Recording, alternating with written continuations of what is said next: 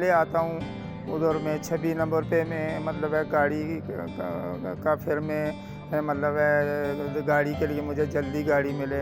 मैं 2 घंटे पूरा उधर लोगों को मिन्नतें करता रहता हूँ, मुझे लिफ्ट दे दे, मुझे लिफ्ट दे दे।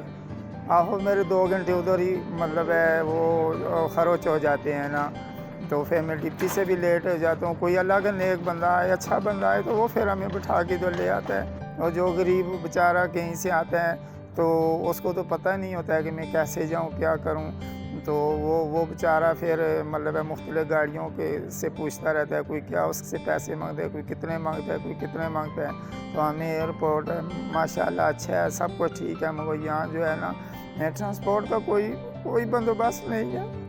हमारा मतलब ये है कि खुदा वास्ते करके जी हमें किसी चीज़ की ज़रूरत नहीं है। इधर एयरपोर्ट पे कोई ट्रांसपोर्ट चलाने जाके अमीर गरीब जो भी आए तो वो आसानी से इधर आ जाए और आसानी से चला जाए।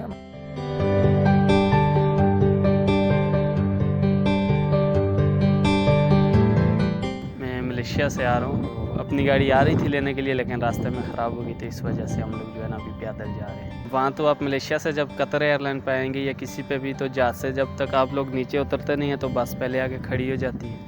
वहाँ पे तो आपको 1 सेकंड भी पैदल नहीं चलने देते।